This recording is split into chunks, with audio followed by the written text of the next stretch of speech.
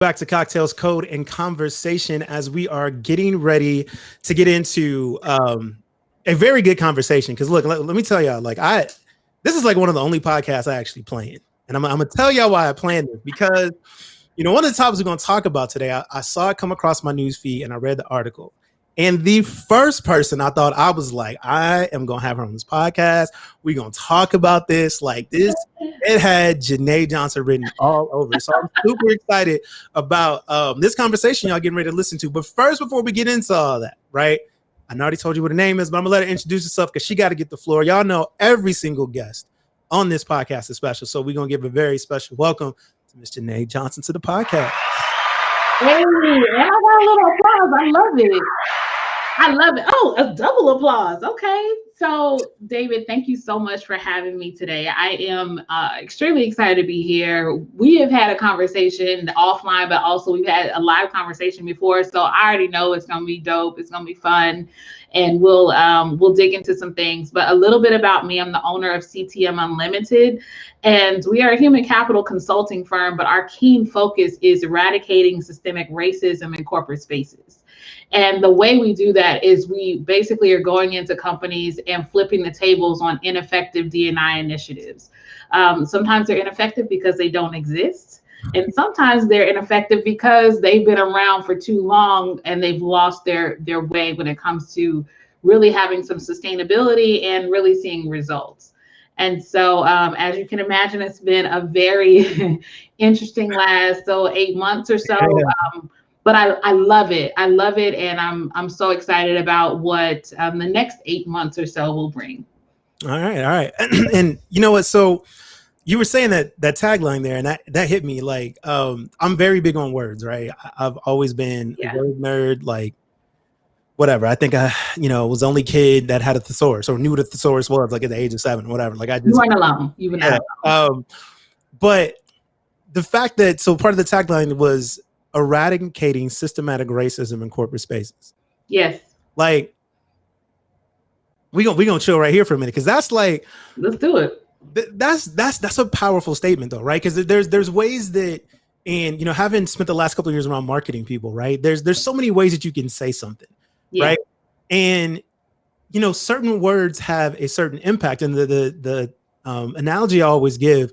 So, for people that are of Christian faith and read the Bible, right? There's all these different versions of the Bible. Like there's King James, there's New International Version, like American Standard, or something like that. There's all these different versions, basically translations from the Bible. And it was always interesting to me when I would read it because, like, certain words just have a different meaning, right? Even though they're synonyms, right? So the fact that you chose the word like eradicating systematic racism, right? Because you could have just been like, making it easier for, or, getting rid of, no, eradicating, right? Yeah. Because that word in itself, if you're reading that, it's going to stop you. You're going to be like, number one, you don't hear it very often.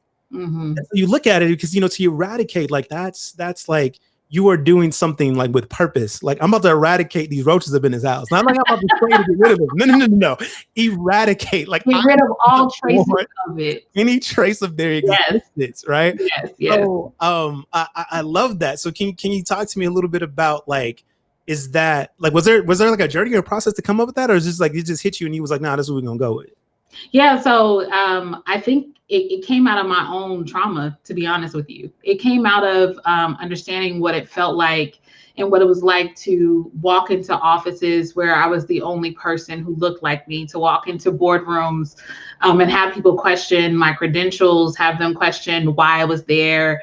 And even just that feeling of knowing that you're doing your best, knowing that you're outperforming your peers, but still having that weight and that burden every single day.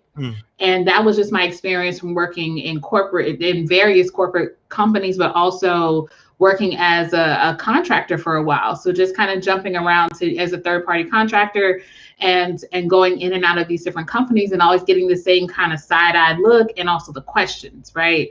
And so I know that stems from bias, and a lot of that bias was because of my race. Some of that bias was because of my gender, and some of it was just people being who they are, right? So for me, the eradication of that is, I think about that one single person. So I think about the JaNae who is right now employed in a corporation, who is showing up, who is doing her best, who really has aspirations to move forward in her career, but feels this feeling of, okay, I know I have this weight that I have to carry every single day because I know that the system is not set up for me to win.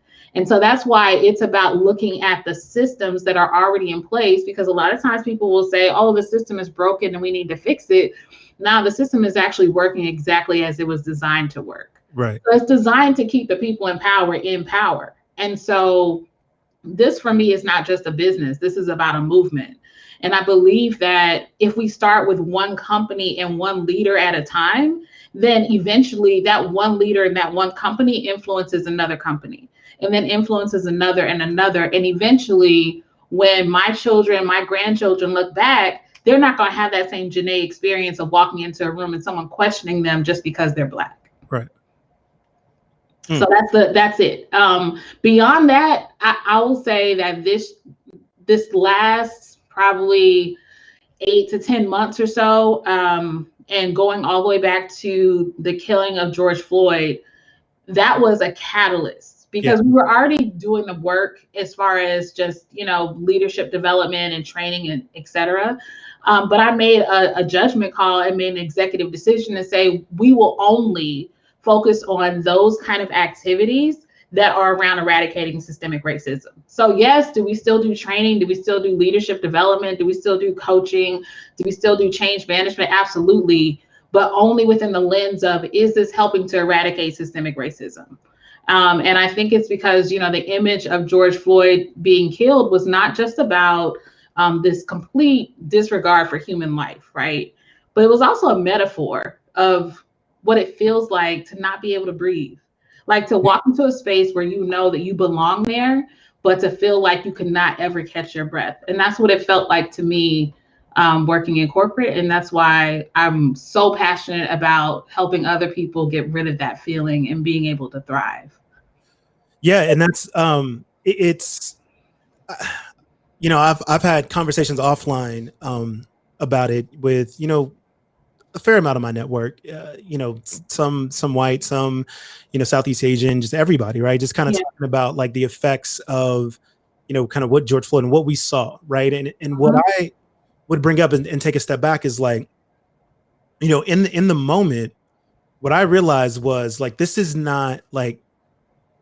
not just like one incident. This was the culmination of a lot of things that had happened that affected not just here, there were protests around the world about it. This wasn't like, this was literally like, as a kid who came up and I like studied like everything about the civil rights movement, I ate it up like it was, it fascinated me that there was a time, and, I was able to, even at a younger age, I was able to understand, like, it wasn't that long ago. Like there was a time where this was life. Like people were hosed down and dogs were sitting, like there was a time where like I couldn't, like me and my mom just couldn't walk in and sit down. Like I grew up in California, right? One of our favorite things was Marie calendars, right? We would just we would go sit down, Marie calendars, have brunch, whatever. We'd get a blueberry muffin, and like, and I know it's a simple thing, but like as a kid, I was thinking there was a time where we couldn't do that, like at all. Like, and this wasn't like centuries ago. This wasn't like, this was literally,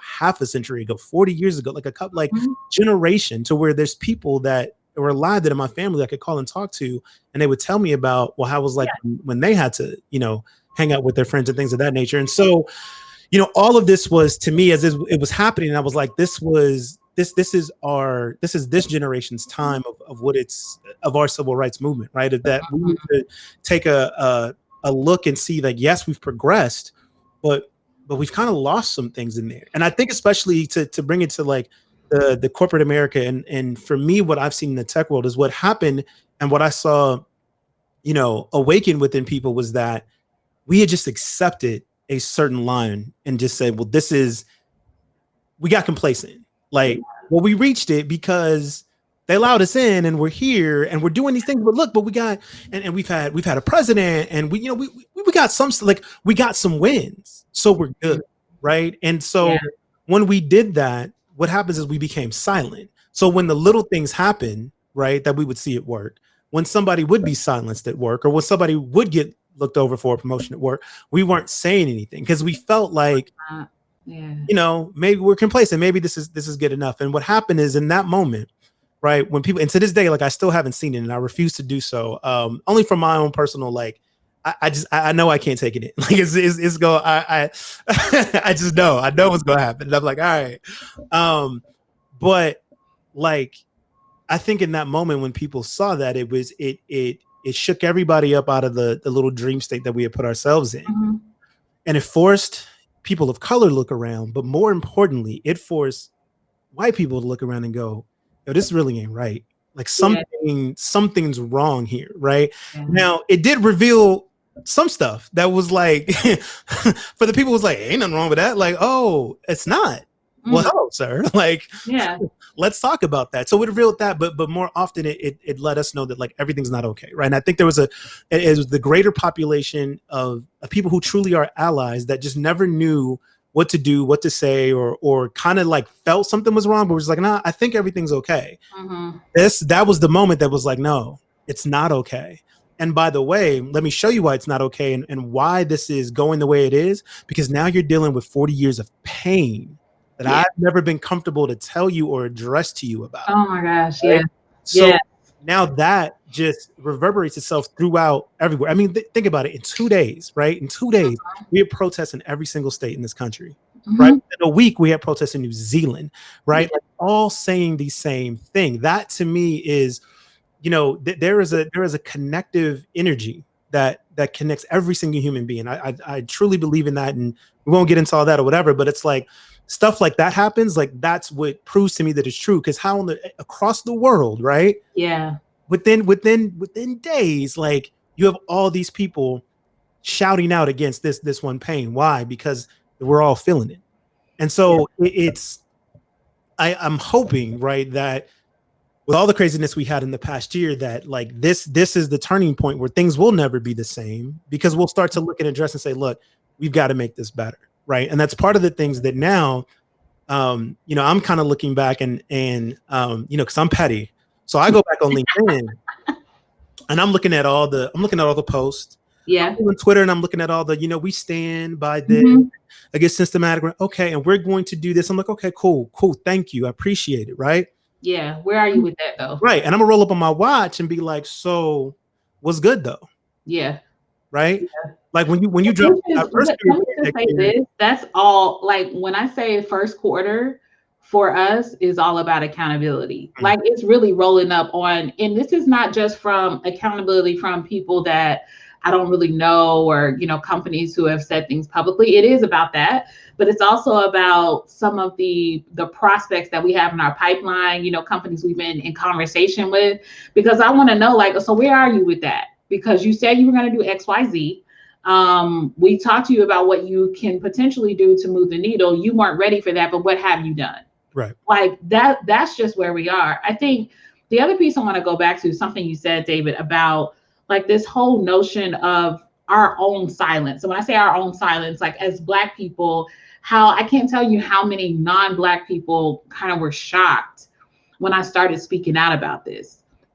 Sort of like, well, I mean, we knew that racism was like a thing, but we didn't think it was you, JeNae. Like you haven't experienced, not you. You're like, you're like our safe Black person, and you're happy, you're not angry, and you know, and we see other white people accept you. You're right. So it was this kind of thing.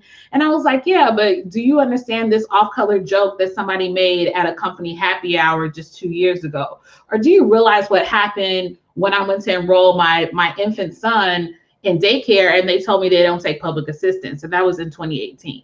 Like, I can't tell you about those things because I never felt comfortable enough, because I didn't want to be the one. I didn't want to be labeled. Right. But I also had to have a personal reckoning with myself. Like, hey, I got to tap into my own courage too. So just like I'm calling on people who claim to be allies, like, hey, you have to have that, what I call corporate courage. I had to have my own first. Yeah. Like, I had to set the example. And that was to have enough courage to talk about, yes, these are the things that have been happening. And no, I've never said anything to you because I didn't think you got it. And I also didn't want you to feel uncomfortable. And so this whole time I've been prioritizing your comfort over what I really needed. Like, I'm not getting what I need because I want you to be comfortable. And I got to have a reckoning with myself. Like, that's not serving anyone. It's not serving them. It's not serving me. It's not serving my people. So I have to do something different. And so it was a change for me too, because it's not like I've been like the way I can describe it is I've always been kind of a little bit of Malcolm underneath and Martin on the surface. Like, that's actually a lot of Malcolm underneath, Martin on the surface. But what 2020 did for me is that Martin left the building. Like, I don't know, I can't find Martin. It's only Malcolm. This is what you get, right? So I had to like make that shift and also say, hey, you know what? I understand that this is risky. I understand that not everybody is going to rock with me, and that's okay. But this is what I know I'm called to do right now. So that's what I'm doing. Yeah, it's so funny you say it that way, like with the Malcolm and Martin reference, because if I had to put it that way, like, I'm Malcolm wearing a Martin mask, and I've always been, because I related to Malcolm so much more than I related to Martin. I couldn't, if I'm real, like I remember reading, I used to get frustrated reading about Martin. I would just get frustrated. And I'm like, yeah, I don't get this, right? And I studied Malcolm X. Like, I read his autobiography like 2 or 3 times by the time I was like 9 or 10. Oh, wow. Something like that. And I just, it was, because it was more so, and I saw a lot of people kind of reference a lot of his, there's some YouTube speeches that he has out there now.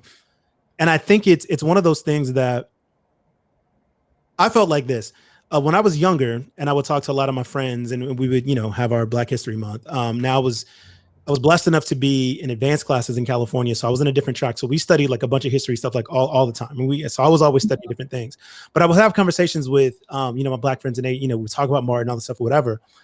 And when we talked about Malcolm, like, we wouldn't talk about him a lot. This was because in the regular school system, like, Malcolm was given like a day or maybe like a couple of days or most of the week, but he was talked about in a sense of like being this radical and outcast, like still kind of different. They would contrast them all the time. And what I found out, it was like, part of it was because Martin, in his background as a preacher, right? So yeah, when you're a preacher, you're talking to everybody. So you're talking to they use the analogy like the sheep. They're talking to the flock, right? I got to bring it down. If I'm talking to a bunch of people, right, I got to bring it down to a level that the entire flock understands. So if I'm talking to a congregation, I got to talk it to where I got to make sure all my congregation gets it. My point going, there's a lot of things that Malcolm talked about was down to a level that everybody could understand and connect to, which made sense. Malcolm talked at a completely different level. Malcolm talked a lot more about like self and the esteem in yourself and how you looked at yourself and what that meant from a systematic standpoint and the system that was being put upon you. And it was things that I don't mean it like at a level like education wise that you couldn't understand. It's a level of, are you ready to have this type of conversation? Right. There's levels of maturity of a conversation that we can have. We can sit down at the bar and we can shoot shit and be like, all right, whatever, and talk about cool. But then if we start getting into existentialism or, rocket, like there's just levels. It was like, whoa, like maybe I'm not ready to have that conversation. I think for a lot of things with Malcolm, you had to be ready to have that conversation. Like even if whether you believed it or agreed with him, right? And I saw a tweet the other day where a gentleman said like social media is the cause of why people can't no longer like disagree because it's got to be this or that. I was like, no, social media just revealed that. We lost the ability to debate a long time ago. Right. Like we lost the ability to like, okay, I might not agree with whatever you're saying at all, but that don't mean we can't talk about it. That don't mean we can't sit and have a civil conversation. That means I got to be mature enough in my ability to communicate to go, okay, I disagree with everything that just came out of JaNae's mouth. Yeah. Right? But I need to disagree with what she's saying and attack what she's saying, not her. Right? There's a difference. There's a very subtle difference in the maturity in your communication standards to be able to do that. So I feel like that was Malcolm's level, right? He was forcing you to think and interact and communicate at ways that most people just weren't ready to accept or have yet. And I think as I noticed that as people got older, they would go back and then be like, yo, wow, like I never like, I was like, yeah, because what number one, the propaganda that they played you was his angry speeches. And they would give you the comments of when he was angry, or when he was, I won't even say angry, when he was getting passionate about something and telling you to stand up for yourself. Right. But then they don't play you the whole thing when he starts breaking things down about why it's important and why you need to feel this way, why it's so important that you need to have the confidence in yourself, right? To know that there is nothing that you cannot accomplish, that there's nothing deficient about you, right? Oh, now it's a different conversation, but most people don't get to that part about Malcolm. No, they get the sound bites. Right. That's it. They get the sound bites. In my pocket. Like, okay, cool. Like they get everything else that we want to that we want to put out there, but the real thing. So I'm gonna back up off that rant because we will never leave that. I'm trying to tell you. No, but I love it. So the thing about, I think if we take from Malcolm's life, there is this whole thing where he forced you to engage in discourse that might have been uncomfortable, but it forced you to engage. Like you can't just, I'm just going to sit and listen. Like it forced you to form an opinion one way or another. Right. And it was a clear call to action, right? Not just a sit back and let's wait and see what happens, or we're going to follow this path of diplomacy to get things done. It was, I'm going to force you to engage in this discourse. And I think there's something about that. There's an element to that is still very relevant in 2021. Like we're at a point in time where we've had enough, like, let's just sit back and see what happens. Yeah. And then also let's follow the proper protocols, right? So let's check these boxes and let's do step 1, step 2, step 3. So we've done that. And then if you look at the product, the outcome, it's like, well, where are the results, right? Which is one of the things for me, like when we're talking to clients, I'm just like, okay, so you all have had a diversity, for how many years? Like a program, a department, a chief diversity officer. Well, so why do your numbers look like this? Like where is the representation? Like what has happened? Like you've done the stuff, like you're doing the stuff, but what's the outcome? Like where is like I'm waiting for the tangible result, the ROI on what you have invested in terms of time and money over the last however many years. And I think that's the big part that's lacking. Like, where is it? I haven't seen it yet. Yeah. And I think, it's gotta be clear cut objectives of what you want to get to, right? I think a lot of companies start off and they just say these broad objectives. By 2025, we're going to increase by blah, blah, blah, blah, blah, whatever. We're going to do these things or whatever. Okay. That's nice. But like, what are you say that now and you give yourself, I think, Google did this, and I'm gonna pick on them a little bit, and I could be wrong, but whatever. Come at me, Google, have fun. Right. But because they announced it even before this happened, the George Floyd thing. I remember a couple of years ago reading about, hey, we're going all in on diversity, because it was them, like Facebook and a bunch of other companies. We're going to do this, we're going to expand all this or whatever. It's like, okay, great. And then nothing. Like they're big about doing these big press releases and saying these huge numbers, how they're going to increase it. So then, but based on that, like, what are you doing like every year to go, okay, are we on track? Are we doing this? Are we doing that? And then you get there and go, oh, we didn't get it. So let's do another big one. But yeah, no. And I'm just like, okay, so that, we've seen that happen, right? And so it was kind of like, when I saw like these big announcements coming out after the post George Floyd thing, I was like, okay, whatever. I just took them with a grain of salt. I was like, but what I'm really going to start looking at is what activities are you actually coming out and doing, right? I noticed more people picked up, and I don't know if this was a cause or effect or if it just caused me to look at them more. Like I started seeing more diversity reports like at the end of this past year. I was like, okay, cool, right? Nice. I was like, I don't remember all these companies always doing this, or maybe they're just making a bigger deal when they're putting it out there because they want the press. That's fine. But there was something that I talked about recently in one of the podcasts where I was like, look, they're putting them out there. So now it's up to us, this community, all of us, allies, everybody, to go, okay, yeah, but these numbers, this ain't acceptable. So like, that's the biggest thing, is where's the accountability? Because they really don't have anything, because it's like, give a 9-year-old a test, right? An open book test, and say, and you can set the limit of how many you get correct and how many you get wrong. You can set how many questions you have to answer. What they gonna do? Yeah, they're gonna be like, oh, I got one right and I got 100. Like, you know what I'm saying? And that's literally what these companies are doing. It's like, okay, all right, well, we're gonna say this. and then we're going to make this the goal and this the goal. Like, and I'm reading, I forgot what report it was, but I'm reading one report, and their overall percentage of minorities, period, was like 6%. But they wrote like an entire 3 paragraphs about how they increased over 300%. I was like, you hired 4 people and you like what we're not gonna make the numbers now. Like that's what we're and I've seen that too. I've seen we're gonna double our representation of Black people on our board, but you have 1. So you double it to 2 and then we celebrate that. We're not gonna play those games. Now what I will say is that one of the ones that stuck out to me was Salesforce. And Salesforce actually put their numbers out in 2019. I think they started doing this sort of like Equality Matters. And their numbers are in very Salesforce fashion, very like interactive dashboards. So you can filter, right? So you can kind of see like, oh, I want to see where they are with Black women in leadership, or I want to see where they are with Black men in tech. So you can filter by tech, non-tech, leadership. And so what's so interesting is that even though their dashboard is very the user experience is nice, but the data is trash. It's like, and not from a data quality standpoint, but just like, oh, y'all only have 3%. Like what? Like what is this? You know what I mean? And so, and they have all the stuff. Like they have someone looking after supplier diversity. They have someone looking after the workforce diversity. They have someone looking after diversity education and external partnerships. And then when you look at their numbers, you're like, okay, but what is happening? Like, why is this not this? You would think it'd be so much more impactful, but I do applaud them for telling the truth about themselves. Yeah. I applaud them for not doing that whole, oh, we've increased this by 300%. And you know that it's still way below what it should be. Yeah. I can appreciate the fact they laid it bare. Like, y'all go ahead and take a look, filter, slice and dice like you want to. You're going to come to the same conclusion. We got a lot of work to do. Right.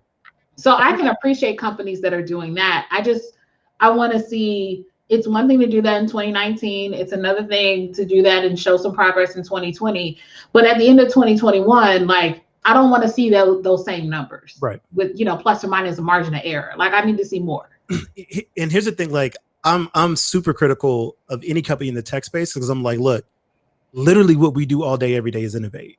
Like you're talking to somebody who started as a software engineer. Like, so you can't. I don't want to hear that it's too hard of a problem. Like I don't. All you do is solve problems. Right. That's what you do. Here's why I don't want to hear that, because in the last 10 years, you know what we've seen? We've seen virtual reality become a thing, right? Which we've been working on for years, whatever. We've seen improvements of that. We've seen improvements of how we deploy architecture. You can literally run an entire company in AWS and never have a server. You can build apps now and not even know how to code. Like, so I don't want to hear in the tech industry about, I really don't want to hear excuses at all. Like, quite frankly, I was like, because no, like this doesn't, if you have the same passion and the same drive to go innovate over here, then that means you can find people with the same passion and drive to go innovate here, right? Just because it's not coding, just because I can't go get 100 coders and throw at it, right? Oh, now I actually have to go get people and have them,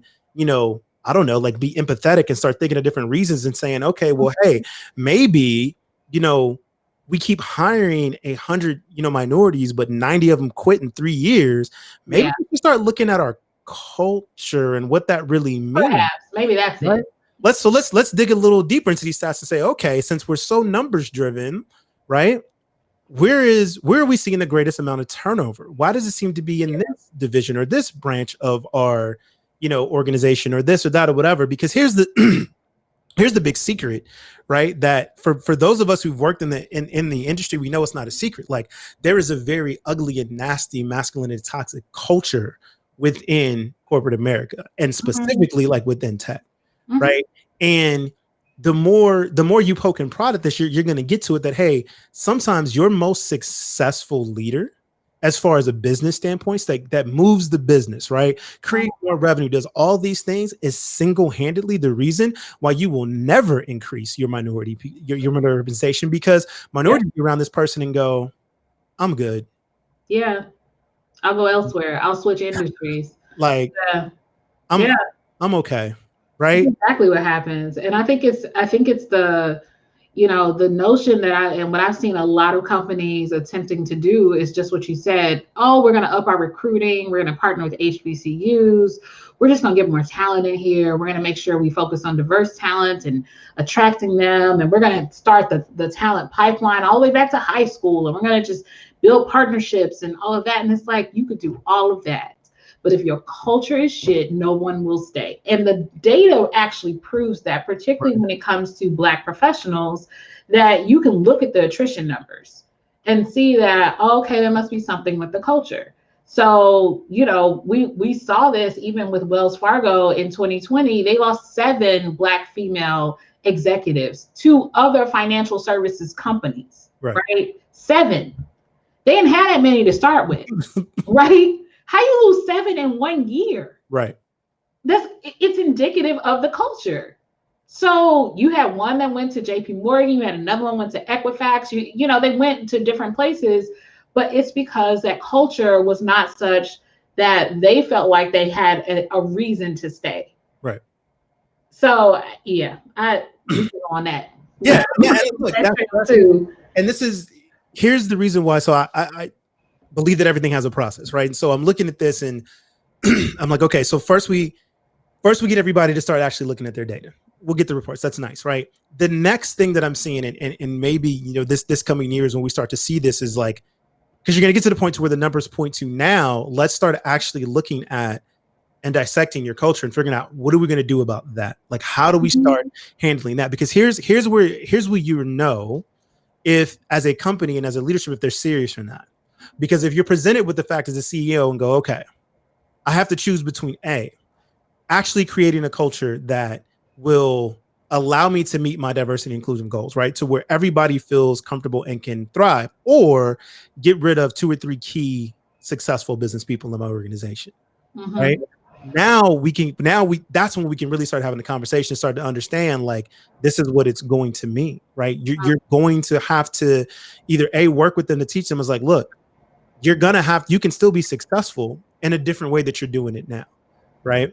Or you can say, well, this is what always worked. We're going to go with this. Because, this D&I stuff don't really matter anyway, right? We don't really see what it means. And that's the part where, the petty in me is like, I want to get there. Because I go back and be like, oh, I can't wait to hear. Okay. Yeah. Okay. So this data points to this. So what are we going to do about it? Right. I'm waiting for the dancing. I'm waiting for the moves. I'm waiting for the shucks and jives, everything, right? We're going to continue to look at this and, we're going to strive for, okay. Yeah. Oh, baby, it's already happening. That's the thing. It's the whole, we're going to continue to listen and learn. So I hear that, the listening and learning, how long exactly does it take to listen and learn? And at what point do you move to action? Because you have listened some, and you have to have learned something at this point. So you can't tell me that, I can't do anything. I can't apply any of this until I learn. It's almost like if you're in college and you say, I can't do any application until I learn the entire theory. So my first 3 years of college, I'm not going to apply anything at all. I'm just going to sit and absorb. I'm going to study theory. I'm not going to apply anything. And then when I feel like I got enough theory, then I'm going to start application. That's not how that works. Exactly. It's like, no. So look, professor, I'm not saying I'm not going to take the quiz. I'm just saying I'm going to take it when I read the whole book. So as soon as we get through the whole book, then I'm back to take the quiz. Right. You want me to take it on chapters 1 through 3, and I'm just like, I'm not. I can't do that. Because I need to know what happens in 12. You don't understand. Like 12 is everything, professor. If I don't get to chapter 12, I don't feel comfortable in what I'm read 1 through 3. So yeah, I mean, look, it is. I will be one of the proponents like pushing for this.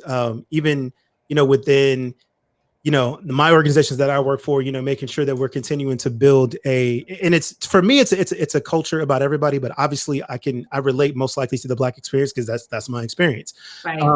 But one of the things I've enjoyed with this podcast and getting a chance to meet and talk to so many different people is like hearing the different perspectives, right? Like, even from like an immigrant perspective, like people who like move to this country and start their careers here, like what they go through. Right. And I'm just like we have so many of these issues, right? I'm just like, to me, and it's probably just because how my brain works. And like I said, I'm a computer scientist at the end of the day. Like what I always tell people is like why I loved everything about my computer science degree, because I understand the theory of computing. So because I understand that, I can program in any language I want to. It doesn't really matter. I can go pick that up because at the end of the day, I know the theory behind it. And I've always kind of felt like if you understand the underlying root of the problem, like everything else is just simple. I can fix the root, like everything else will be not fine, but like I will get a lot of the other things and then I can start, focusing in. But like just going at this, well, I'm going to fix this. I'm going to go hire 30% more women. Great. But you hire them and then they feel like their voice isn't heard, or they feel like, they don't want to be a part of an all boys club or this or that or whatever. Like there's other things there, right? Then it's like, okay, we hired all these women and then they all quit. Right? Or they don't stay, or they stay where they're at. Here's the other one, which is really interesting, right? People like, they will look up and be like, I don't want to be management, right? So I've heard people do this. I don't want to go into management because I don't want to be like the people that I see up there. Yeah. That's not me. So therefore, I'm not management material. The most damaging thing you can do to somebody's career is now it's like, well, I'm not this. I'm not like them. I don't want to be around them. Right. I don't want to be like them. Therefore, I'm not good enough to be that. So I'm just going to stay right here. And whatever it is, if it's a software, whatever, like you just decide, I'm going to ride out right here. Not necessarily because you want to, because you've convinced yourself what you saw is not something that you want to be. So therefore, I'm just going to stay here because that's the only way that I can be there, right? Is to be like that. Yeah, I think you also have, you got people who know, like they're clear that they are better than what they're seeing, but they know they don't want to be associated with that. So what they do is they retire on the job. So that's the other element, right? So we start talking about productivity and how that kind of bad behavior that continues to be endorsed and tolerated by your executives, when your other, really motivated talent sees that, they're like, okay, so that's what they're going to allow. Yeah. Cool. So I'm going to collect this paycheck every 2 weeks. I'm going to max out these benefits. I'm going to get all of my elective procedures because I got this good health insurance plan. And I'm just going to chill for the next 3 years. And so then when you look at that, how much talent and productivity are you missing out on as an organization? Right. So, okay, one person does that. It's not, okay, fine. Maybe it doesn't have much of an impact. But you start to multiply that, because what happens is even if it's someone, let's say is a white man, right? But they see the bad behavior that's tolerated, then they will say, you know what? I don't even like working here. Like, this is weird. I don't know why these people are like this. So I'm going to effectively retire on the job. And so how many people do you have sitting in seats right now who are retired and you just don't know it? Like, they didn't submit a retirement letter, but they are retired. They are doing enough. They have learned the system enough to create enough smoke and mirrors to make it look like they are at the optimal productivity, or they're making excuses as to why they can't be. And it's really because your culture is so toxic that they don't want any parts in it, but they are looking at it as a means to an end. Right. And that influences indirectly everybody that's around them, because people are going to look at like, oh, well, I mean, so I'm just going to watch Joe and see what Joe does. Oh, this what Joe does? All right. Well, I'm like, I think we, as much as we can talk about all this stuff that we love to talk about in tech, like at the end of the day, like human beings are human beings. Like we are social creatures. And so we will look to assimilate to whatever's around us. Like that's just what we do, right? Like, so like, all right, so you bring up a whole bunch of people about Joe who's retired on the job. Let's say there's 5. At least 3 of them also gonna retire because they're gonna look at Joe. Well, I mean, yeah, well, I'm over here working hard. Right. If Joe doing that, I'm gonna do the same thing, right? Exactly. And then to your point, like it kind of goes from there. So we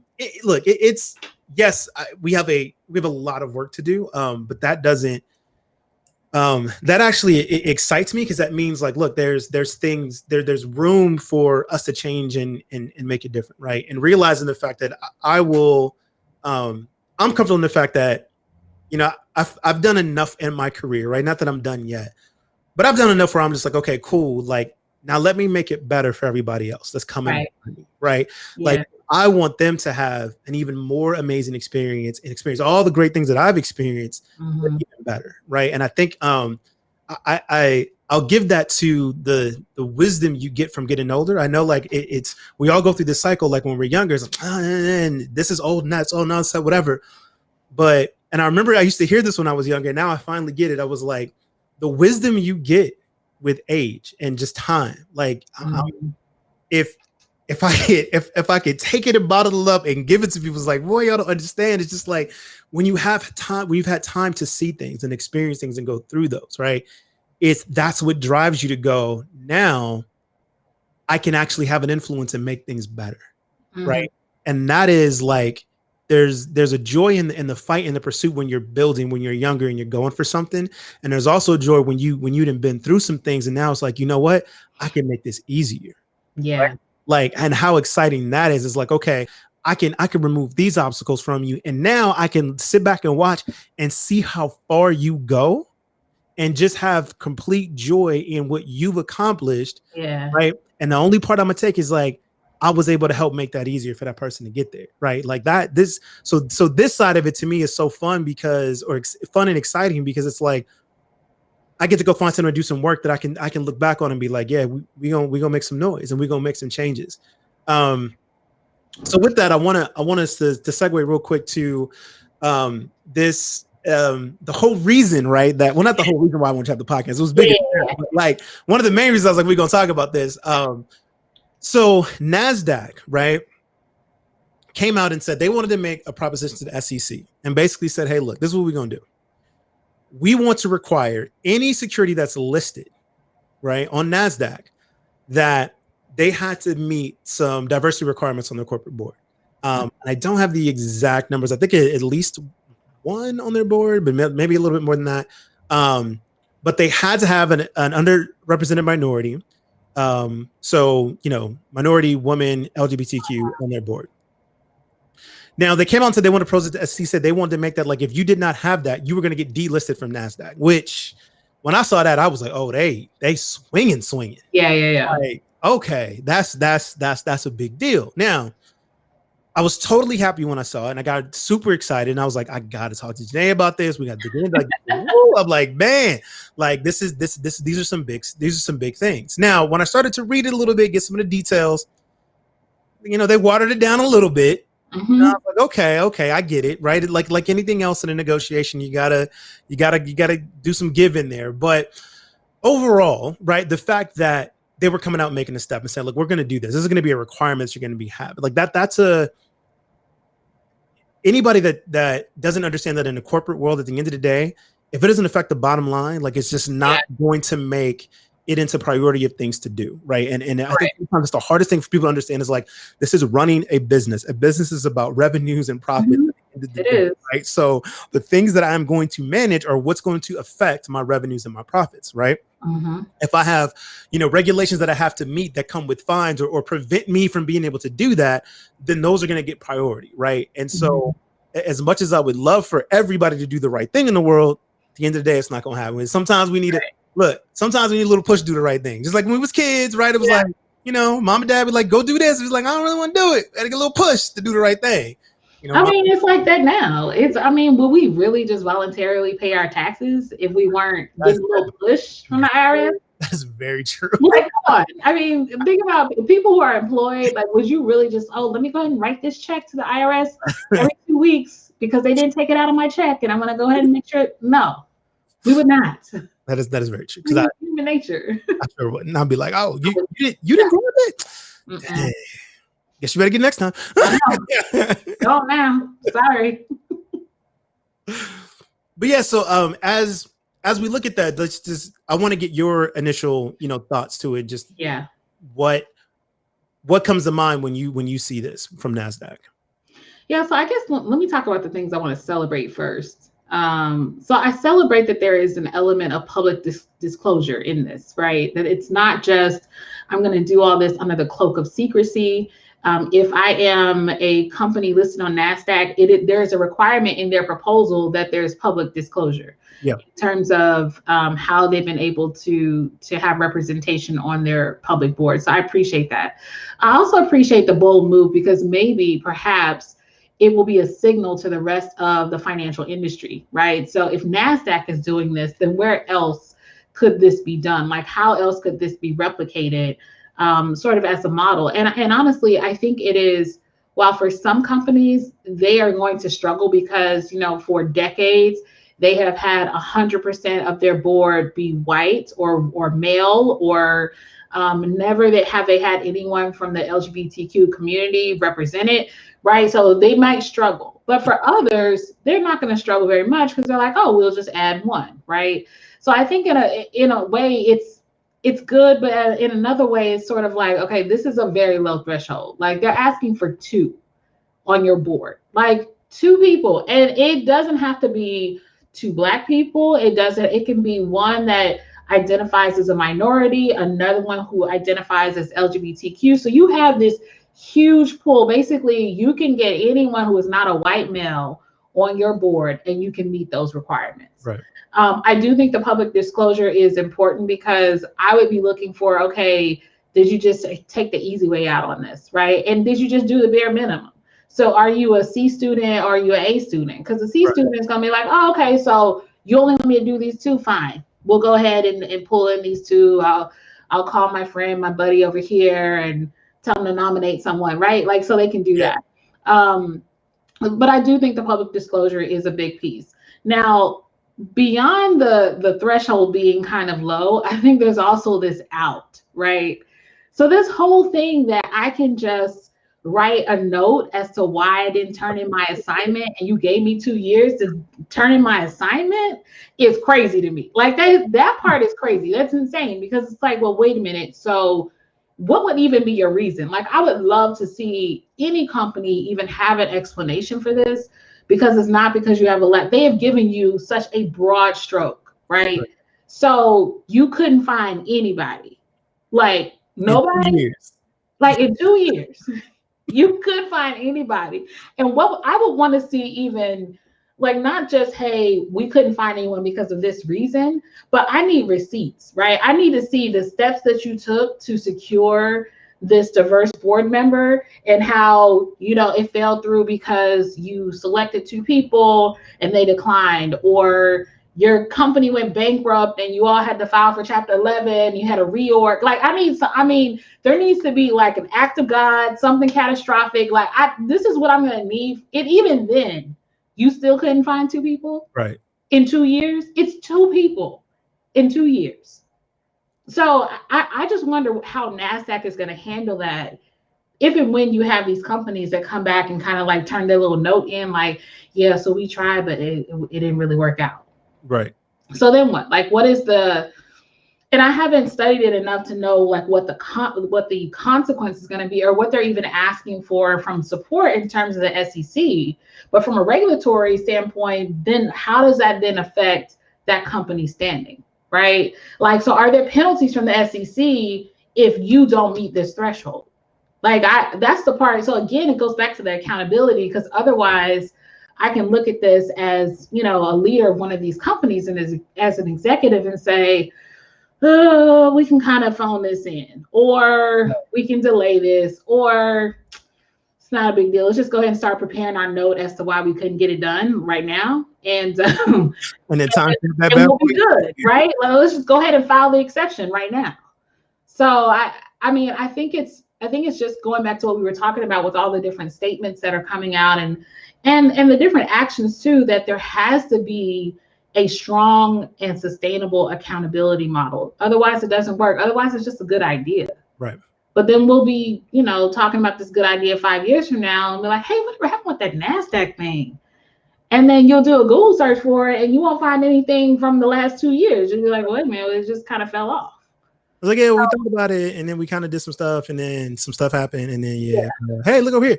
Right. And then and they'll be like, oh, we're gonna revisit that. Right. In the coming quarters or whatever. Look, I think so. It is going to be interesting to see what the SEC comes back and says, right? I think the biggest thing is that NASDAQ wants, you know, like, if you don't meet it, you get delisted, right? Mm-hmm. So you're no longer listed in NASDAQ, which, okay, that's a pretty big thing, you know, for a company to be like, okay, well, if we're not listed here, then, and so then it's like, but what does that mean for the company now? What do they have to do? Things of that nature. So, and I looked at it as this, even though I saw the same holes that you did, I was like, but you know what? I'm fine with starting here, because the result is like, the end game is we're going to delist you, right? So if that's the consequence, then let's figure out what we're going to work back with from there and see how the SSE comes back and says, well, we want this, or maybe we do these things of that nature. But the conversation is being had at a level that I'm comfortable with having, because like these are big things that's going to make board members and C-suites go, okay, we at least got to talk about it, right? Yeah, we can't avoid it. Right. Besides the like, oh, okay, well, we just hired somebody and like you ain't really like, here's our chief executive or chief diversity officer, and it's like, yeah, you can come to the meetings, but you ain't come to the meetings. Like, right. It means when we talking about like what we got to do with the company, like we just come to these meetings. Like, no, this is okay. We got to talk about this at this meeting because this is the consequence we could face. Right now, granted, they may come up with and say, all right, let's go play the lawyer game, blah blah blah. What we can do, file exception, all that stuff, or whatever. But here's the thing: the conversations being had at that level that they're reinforced to have that they weren't. And I recognize at least a step when none was there before. So now it's like, now we got that step. Let's continue to build on that. Like what I would want to see in the call of arms that I say is like, okay, look, let's build on this. Like, let's start throwing more and more stuff out there like this to where it's like, okay, maybe we dodged this NASDAQ bullet, but dang, now it's this, now it's this. Now it's like, okay, yes, now we really need to make this a part of what we do going forward, right? That's the, I think it's funny, like it's specifically in my expertise in identity access management, right? Like compliance was always the thing, right? The more compliant regulations came out, it was like, all right, now you have to do this, and now you have to do this. And once you have that stick, now it's just, okay, now you're gonna write a check for this because you need to do this. Okay, great. Now you're gonna write for this because you need to do this. Because at the end of the day, it's like, all right, well, these checks that I'm writing here, number one, I start to see the benefit, but it's less than the check I'm going to have to write if this happens, right? And once I see that it's actually going to happen. It's the same thing I said when GDPR, like no company's going to take it seriously until that first fine gets through. Right. And then when they see that, everybody does. Yeah. And then when they see that fine get him, be like, they had to write a check. Remember them letters we was talking about, the R, the G, the U. What are we doing about that? Because I don't want to write that check. We ain't about that life over here. So let's get that. And that's, unfortunately, just kind of sometimes what it takes. So it's something to watch. It's something I'm going to keep watching, see how it progresses. Same. Hey, what's up, C3 Squad? Back again to let you guys know about my favorite watch company is Bronzeville Watch Company. And you guys know I've raved about these watches. If you guys saw the last one I did, really love these watches, have one of these pieces myself. And I've actually been waiting for some new pieces to drop so I can go ahead and order. So I'm going to be actually placing my order pretty soon.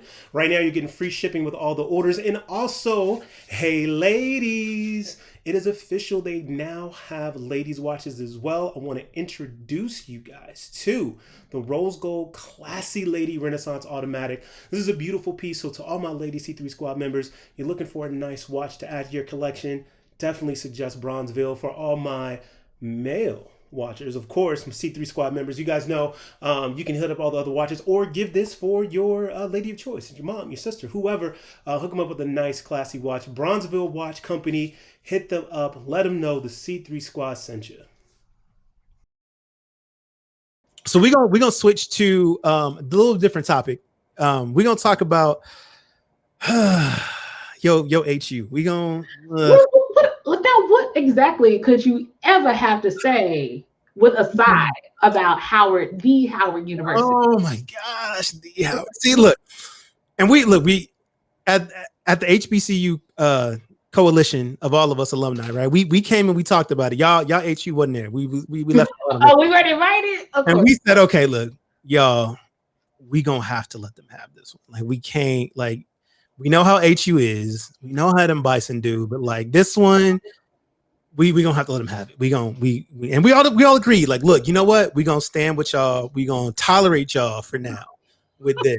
But for those of you that don't know, so we're talking about the Howard University. It's HBCU. I went to North Carolina A&T, the best HBCU, but we're not here about that debate right now. Let's move on. But what a historic moment, right? So for those of you who don't know, Vice President-Elect Kamala Harris was a graduate of HU. She's also an AKA. Yes.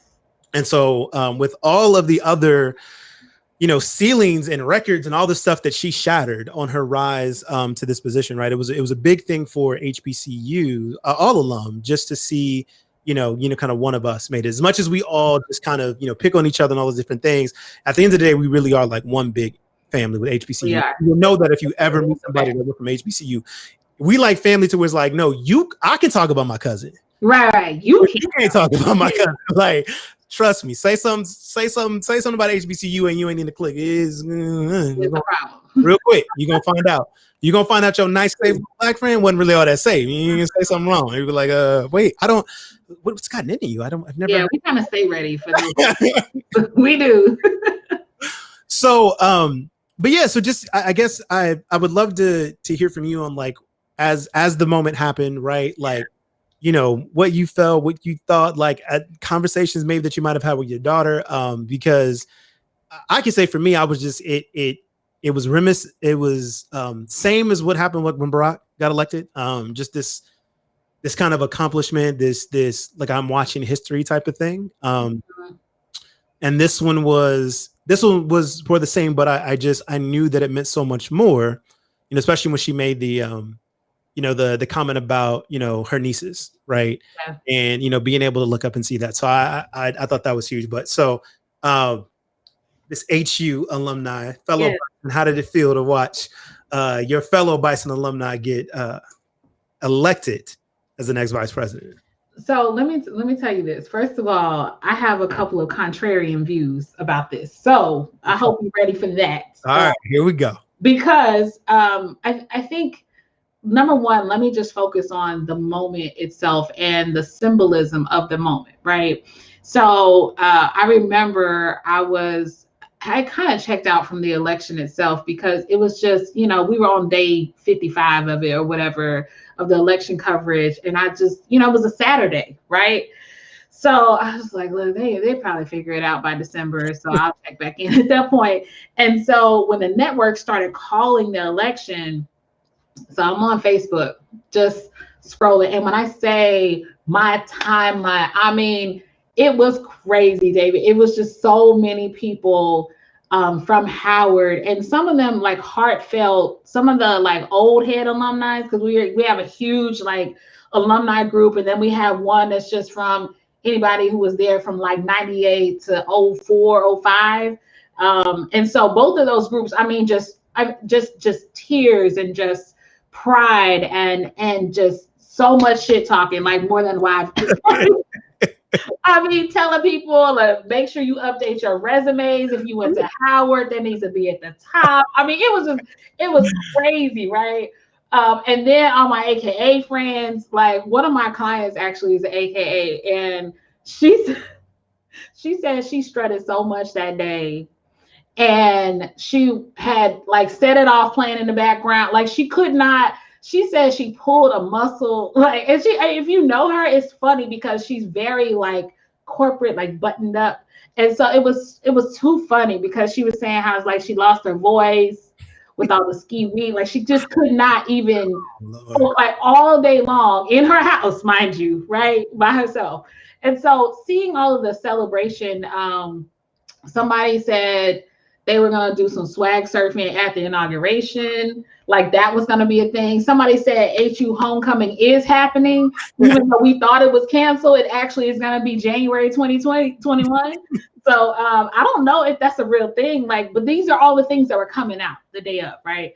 I think it also was just the symbolism of seeing. I think a part of me was sad, honestly, because I was just like, but it's 2020, and why is this just happening? Right? Like, and why did it have to happen like this? So it was more one of those things like, man, I know so many brilliant Black people. I know so many brilliant Black women. And it's no shade to Kamala because it's not about like her, but it's about the fact that why couldn't it have been her 10 years ago? Right. Or somebody else 10 years ago or 20 years ago.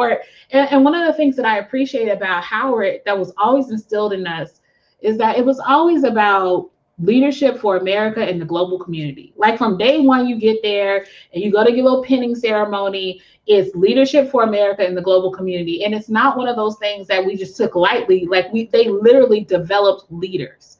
So a part of me is just like, yeah, I know the rest of the world is excited because it's like HBCU celebration day, because they also were focusing on Keisha Lance Bottoms, and who else? Oh, Stacey Abrams, you know. So it was kind of like, look at how these Black women who all went to HBCUs really delivered this election result.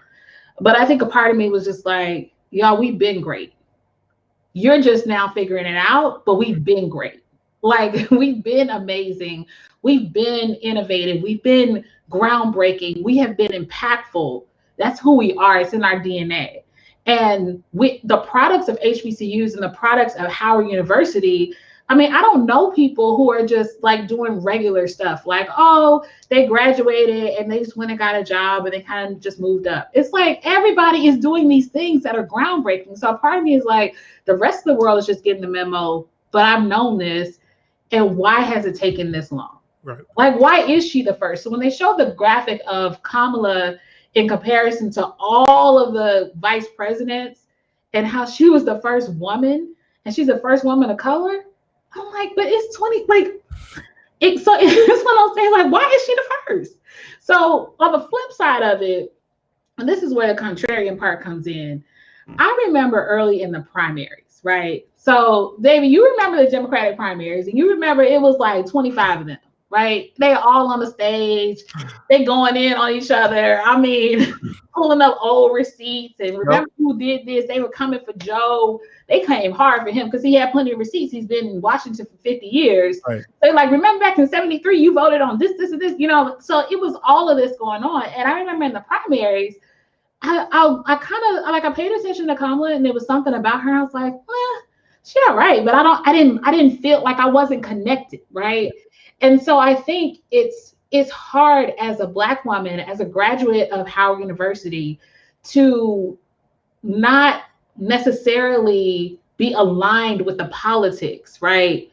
Not necessarily be aligned with the track record of this person, but still be in full celebration of what it represents.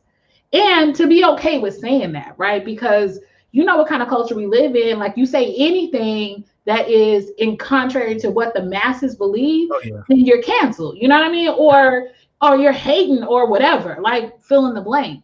And so it was one of those things where people, because they knew I graduated from Howard and because they obviously know that I'm a Black woman, it was like automatically I should be in this, like, I should agree with everything. This is my girl. I voted for her in the primaries. I was just like, y'all, she wasn't my first pick. Right. Just know that. Like, and that's okay. Like, I can disagree with some of her politics and still celebrate the moment. And I think we got to give ourselves freedom to have like just free thought, right? I think sometimes as Black people, we get very, very pigeonholed into, you must vote this way, you must believe in this thing. So I mean, I felt a little conflicted in that day because I was just like, I love the symbolism of it. I am saddened that it has taken this long, but I'm also clear about there were some of her politics I'm concerned about and that I'm watching for. Yeah. So that was, all of that was my reaction. Yeah. And that's, look,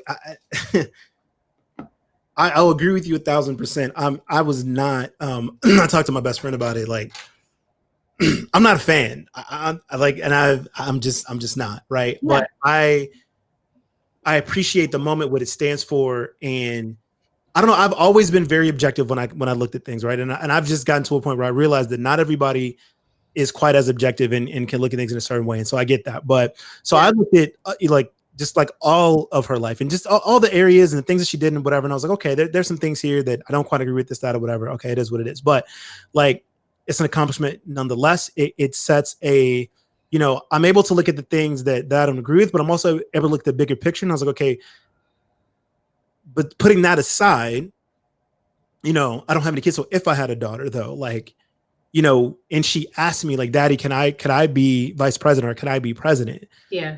I'm appreciative of the fact that now I can have something I can point her to and be like, yes, you can.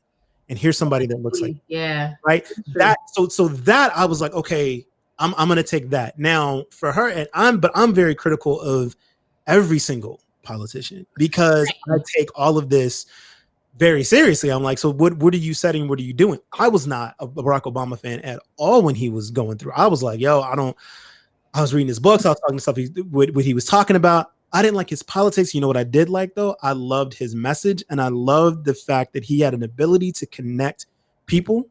And I was like, for what he's getting ready to do and what he wants to do, that's going to serve him well. And I think for at the time, what the country needed from that leadership perspective was somebody who could connect with different people and get them to come to the table, which is what he was very good at. And so I saw that. But like his politics, man, if ever I actually become any kind of a public figure, decide to do anything, the receipts is out there. I went in on Barack. I was like, what is this? What is this? What is that? He's talking this and this, that, or whatever, just because I was looking at what he was very hopeful, which was cool. But I was like, look at reality.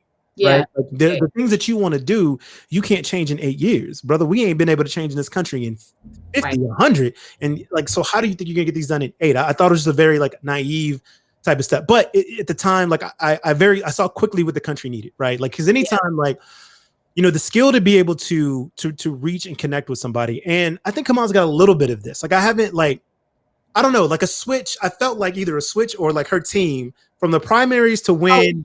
Coach, come on, David. They got her all the way together. When I say they got her all the way together, because I used to joke with my friend about how she would get on TV. She does this weird squint where she'd be like, "Yeah, I'm talking to you, but I'm not really here." Like, so she seemed like she wasn't like I never could feel her, good or bad. Right. Like even the most abhorrent politicians, I'm like, ugh, can't stand this person. I can at least feel them because I feel like, oh, you saying what you actually mean. And this is not a script. And you also are bringing your whole self, whether or not I like it.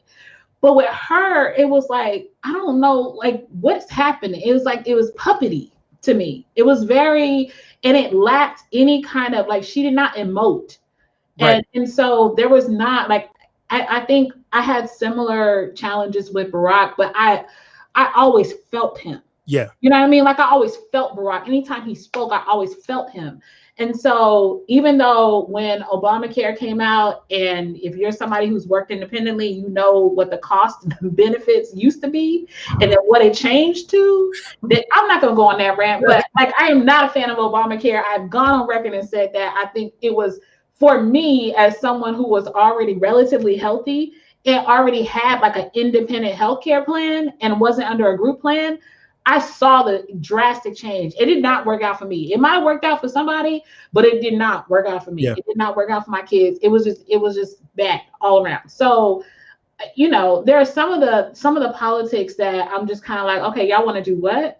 Well, who's gonna pay for that? Like, how are we gonna pay for that? Oh, it's gonna be $50 trillion over 2 years. Where's that? We already had that. Like, where's the money coming from? Like, so I think at this point, we get to a point where we just make up numbers. This was $8 trillion. Like, what? I figured that out during the pandemic. Do you remember how all of a sudden we just had money to print? Like when those first round of stimulus checks came out and they were like, oh, we just approved a $300 trillion relief package. $300 trillion? Well, where did this money come from? I thought we were broke, because before it was like, oh, we can't pass that program. We don't have the money. All of a sudden we had the money. So I was like, okay, they just moved zeros around. Just look, I'm gonna tell you, and this is gonna be, and I got to be very careful how I create this, but like, trust me, a series is coming this year on this podcast. Well, I'm gonna start telling people, like, look, we're gonna start following some money. Right. And start showing some principles of money. Because one of the things that I tell people all the time, it was like, when you understand, like, personal finance is the cheat code to life.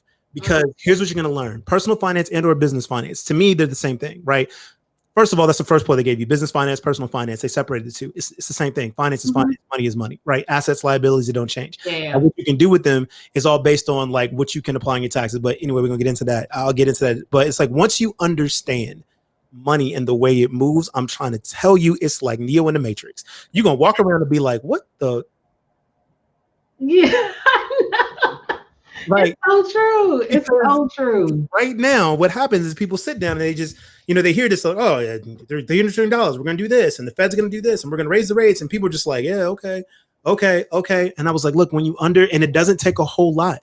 Right. But when you understand like finance and what they're doing, like it's I will say this, like there is the bill's gonna come due, right? Like exactly. Money didn't come out of nowhere. We didn't magically create it, the bill is going to come due, right? And now, like, it's and I don't say that meaning we shouldn't have done it. That's not the point. But it's like, you know, there's a consequence to everything that you do. That's just life, right? Whether it's right, wrong, or indifferent. Like there's something that you've got to. Nothing is free in this world. If I want to take a step, something has to happen, right? Energy has to get moved and stuff like that or whatever.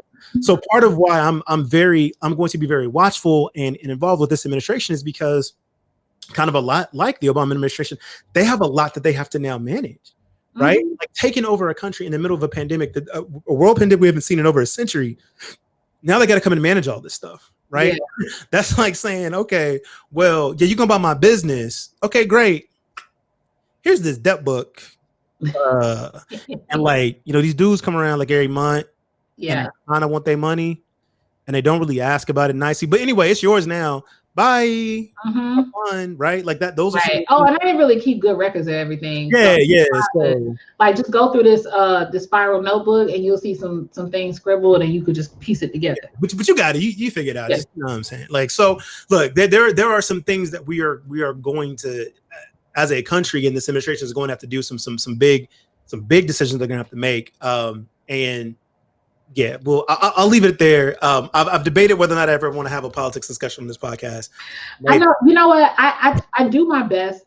Honestly, I feel like my hands are so full with the whole piece around eradicating systemic racism in corporate spaces. Like my hands are over. I mean, I can't. It's just it's too much, right?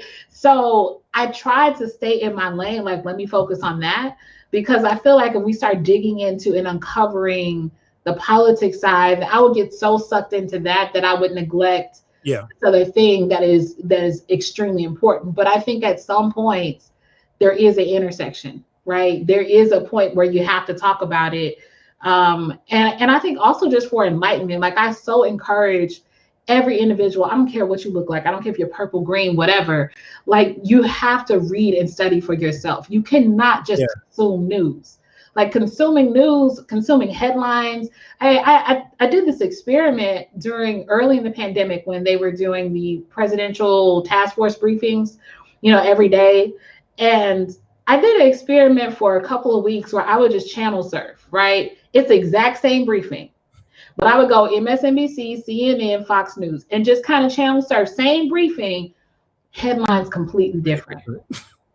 When I say it would be, now CNN, we know they're good for everything's breaking news, whatever. But they would have things at the bottom of the screen. I'd be like, well, that's not really what he said. Or he said that, but earlier, and it was out of context, and you're putting it on the screen now as if that's what he's talking about. That's not it. So I'm not coming for CNN in particular.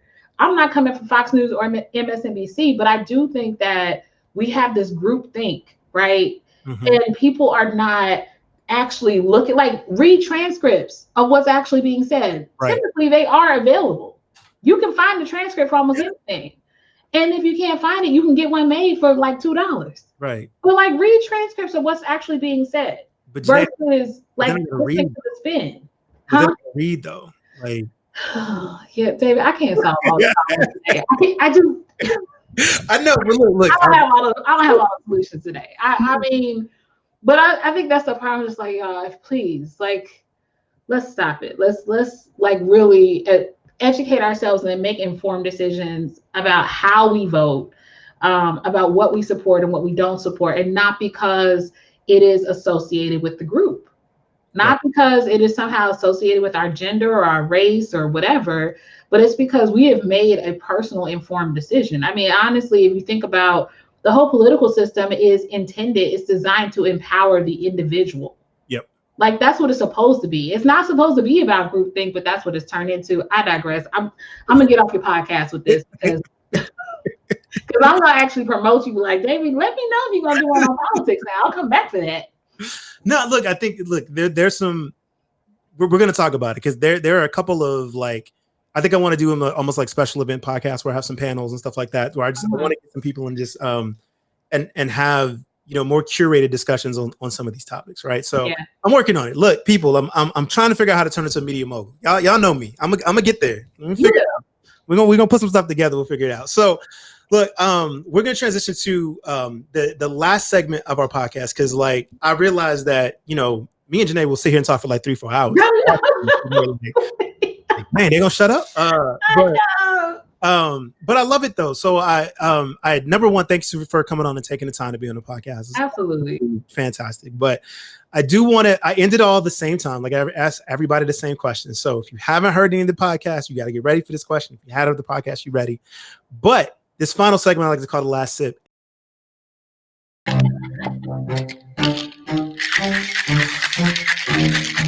little shaker.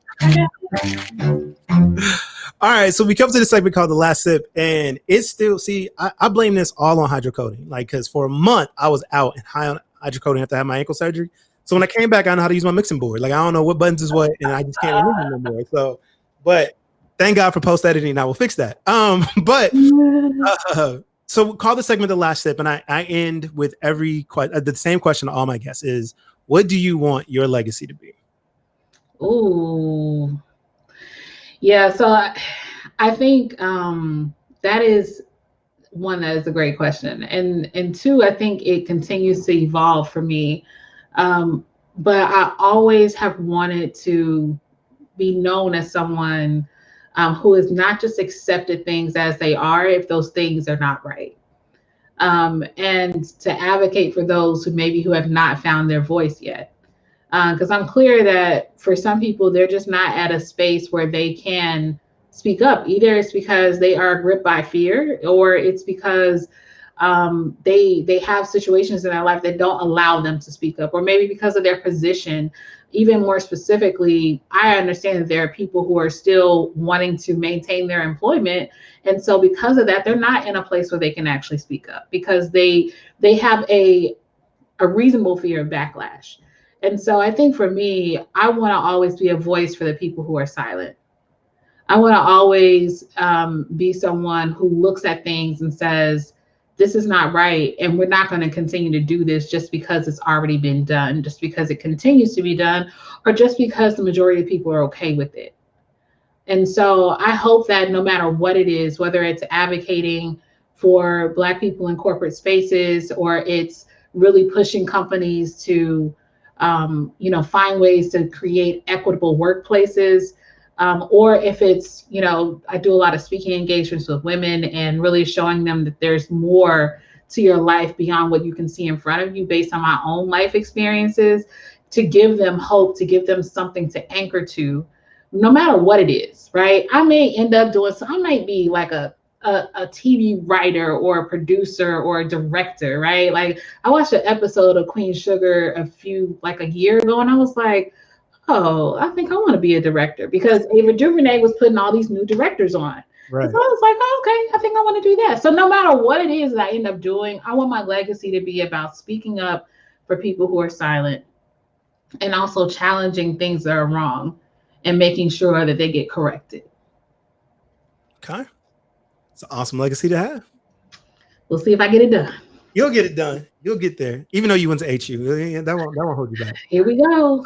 Look. The only reason you get a pass, the only reason is because I'm an Aggie mom now. Because my baby girl just got into A&T. That is the only reason. Otherwise, I would have been pulling out receipts, like doing a screen share. Like, okay, here are all the HU grads. This is what we've done. Now your turn. Oh, see, all right. Mm-hmm. Yeah, you don't want to go there though. It's cool. Look, always. You know what? We ain't gonna do it. We're gonna let HU have their moment. We're gonna stay in solidarity today. We're gonna stay in solidarity. All right, everybody. Well, as you guys know, appreciate everybody listening to the next cocktails, to the next conversation. Y'all stay safe out there. Cocktails, Code, and Conversation is brought to you by the On the Corner Media Group. Check us out at onthecorner.us for more great content.